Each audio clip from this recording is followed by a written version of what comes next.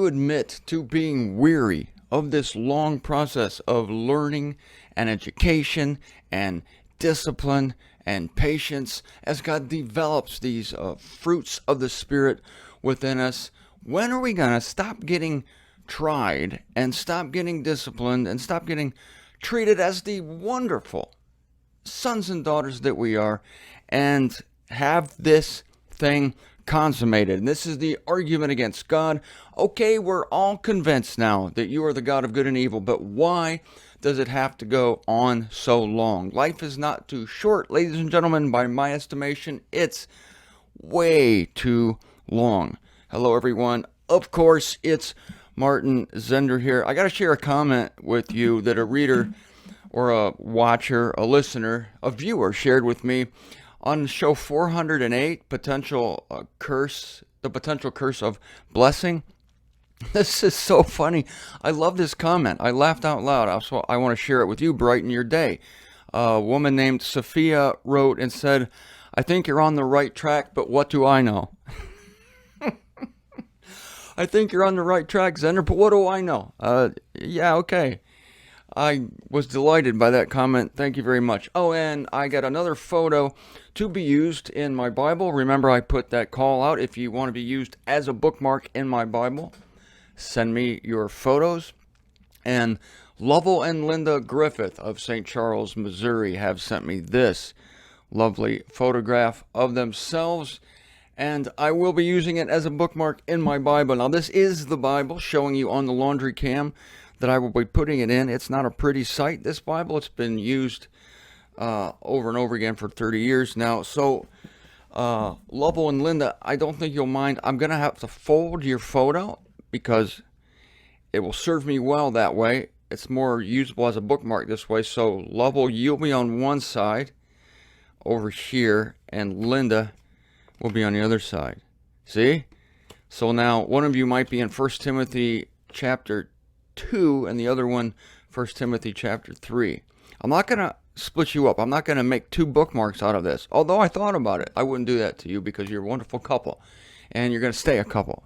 You're not going to be rent asunder under my watch. I guarantee you that. Now, I open with these thoughts concerning my frustrations about God, who just continually disciplines. It seems like he knows the end. He knows when it's going to end. But as we go through this part of the Song of Moses and this part of the book of Revelation, we're seeing Israel under duress. And I get so frustrated for her. I really do, because I want her to come into the fruition of everything she longs for. Yeah, that's not without selfishness. I mean, I like to see people happy, and I want to be happy too. And so I long for it for the body of Christ. Many of us are suffering, and Israel's definitely suffering under the heels of the nations in this passage I'm about to read. This is a difficult passage. Again, even it's called the Song of Moses. I don't know how you could be singing about this unless it was a dirge. You know, you have to be have sorrowful tones. This would be the blues.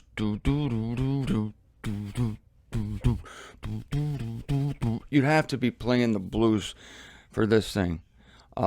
This is a B.B. King could sing this. Unfortunately, he's no longer with us, but oh my gosh. Under this section called the Persecuted Nation, starting with verse 22, we're in Deuteronomy 32 and the Song of Moses to prepare us for what's about to happen to Israel. For a fire kindles in my anger. Now, when God speaks of himself as angry, this is not his essential nature. His essential nature is love. God is love. Well, God is literally spirit, but his attribute is love. We never hear that God is angry as the absolute attribute, right? He's not. He is an angry God. He's a jealous God and all this. Yeah. But these things subserve his ultimate love. And so His anger is him coming across that way for the discipline of his people. For a fire kindles in my anger, and it is glowing unto the unseen beneath, and it is eating the earth and its crop. Eating the earth and its crop. Oh, God can write poetry. And is setting aflame the foundations of the mountains. All right, this is God wiping out the earth for Israel's ultimate good and on her behalf, because the earth is going to be cleared to make way for the kingdom wherein Israel is going to reign. So it's for her eventually. But this is violent language. I don't like violence. I would not watch this movie. I don't want to be here when this crapola happens. Sorry, God. I did call your righteous judgments crapola. I just did that. That is true. Let me reflect. I may want to retract this statement. One moment, please. Yes, I will retract it. They're not crapola. They're necessary inconveniences.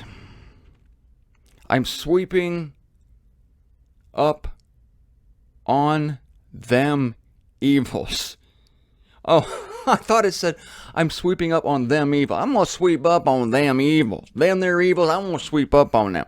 No, I'm sweeping up on them evils. I think there should be a comma after them, because that would have prevented me from thinking that this would have been them evils. I'm going to sweep up on them evils. No, I'm going to sweep up on them, comma, evils.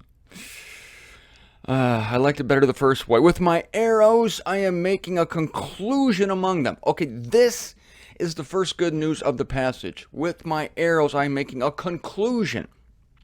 This is apropos in chapter 15 of the Unveiling, which we're in this a subdivision of that, because this is God bringing the 7 final calamities. This is him reaching a conclusion. A conclusion. I love a conclusion. I love a satisfying conclusion. And with Israel, we are going to see a satisfying conclusion. So I remind you of the 3 parts of any movie or any play or any novel. In the part 1, part 2, part 3. God is following a pattern. And so I comfort you at this time concerning Israel. I comfort Israel. Some of you are listening. I'm comforting the body of Christ. It's the same thing. God is in a big, fat, hairy, glorious, predictable rut. Shakespeare's got nothing on God. God invented the 3-act play where you introduce your characters in Act 1. In Act 2, you get your characters in heaps of trouble. You lay on them evils. You get them up a tree. You get them in trouble. And in Act 3, you resolve their problems. And there is a happy ending. And you're satisfied because your heroines, your heroes, they have been tested and found solid only through the vexations of Act 2. Act 2 is the part of the movie where you're biting your fingernails. Act 1, you're getting settled in your seats. You're figuring out where you want to put your popcorn. I suggest in your lap, then transfer it to your mouth via your fingers, and you're basically being introduced to the characters. Yeah.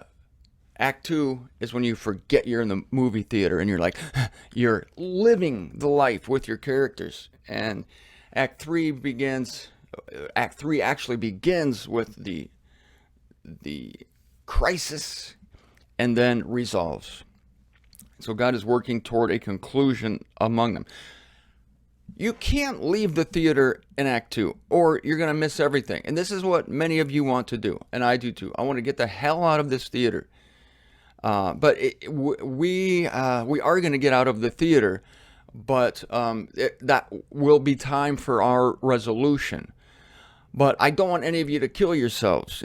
Some of you are thinking of it. I've thought of doing of it. Not for you. I've thought of it for me. Some of you maybe, but no, mainly for me. But I'm not gonna. No, this is Act 2. If this was the final thing, if this is all we had to look forward to, Paul said we would be the most miserable of beings. You might as well eat, drink, and do merry. I mean, eat, drink, and be merry. because there's nothing after this life. But we know that there is a resolution and a conclusion. It just seems like it's going on forever. It seems like it is unending discipline, unending turmoil, unending contradiction, contrast. All right, we've got the contrast principle already, and apparently we don't.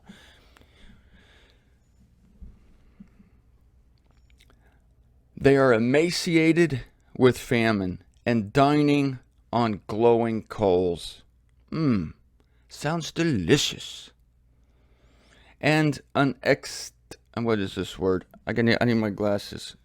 One second. There's a strange word appearing here. These actually aren't the right glasses, but they'll do. Dining on glowing coals, yes, that was pleasant. And an extirpation, extirpation, an extirpation that is bitter. What is an extirpation? I thought I had a fairly decent vocabulary, and yet I'm thrown for a loop with extirpation. But anyway, they are an extirpation they're enduring, and it's a bitter one. If there's anything I hate more than an extirpation, ladies and gentlemen, it is a bitter extirpation. And the teeth of beasts am I sending among them, with venom of the skulkers of the soil. A skulker of the soil. Once again, if there's anything I hate worse than a skulker, it is a skulker of the soil. They are despicable. They're dirty. And I hate them. Somebody write me and tell me what the hell a skulker is, please. Thank you. And I know you will. Because you will have the advantage of a dictionary. I just don't have it right here, right now. Sounds terrible. From outside is bereaving the sword. And from the chambers, dread. Even the chosen man, even the virgin. Oh, that's nice. Let's treat the virgin to these wonders, and let's treat the chosen man. Actually, this is for the chosen man. The chosen among Israel are coming through the trials, and of course the not chosen will be destroyed by the trials. Trials become a litmus. Trials become either they make you or they break you. Whatever does it destroy me makes me stronger. That saying, well, you know, God will not try you above what you are able if you're chosen. So the chosen ones will endure.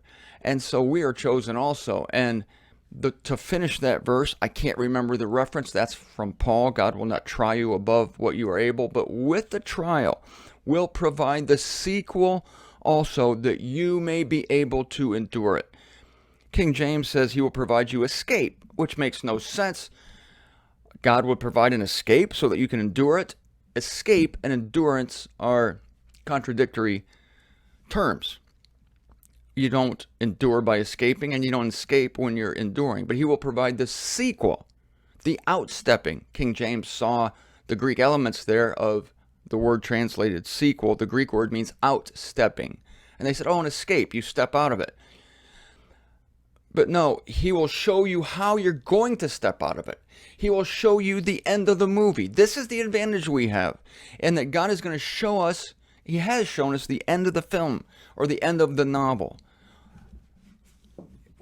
And when you're reading a novel for real, you don't want to know the end. You want to be surprised. Well, guess what? I don't want to be surprised in this life. I want to know the end. And so he gives us the end. And the end is glorious for us. He paints a picture of being seated among the celestials. It's very dim. It's not full of many details, and yet it's there. And for Israel, he does the same thing. He is not crazy. He's not mean. He's not vindictive. That's not his main character. He is love. And so he does not leave us without a sequel, without understanding what we're coming into. All an Israelite has to do is go back and read their prophets. Read Isaiah, read Ezekiel, read of the glories that are coming. Keep on reading in Revelation, chapter 20, chapter 21. There's a great kingdom coming, and there's a new heavens and a new earth where Israel still reigns as kings on the new earth. They have a great deal there. The nations are still streaming into the New Jerusalem. still. They will be streaming into the New Jerusalem to do honor and give tribute to Israel, even during Eon 5, which lasts a really long time. So let this encourage you Israelites out there listening to me, and also members of the body of Christ. And I have to talk because I encourage myself as well. We're all in this together. We're going to get through it together, and we're going to be glorified together.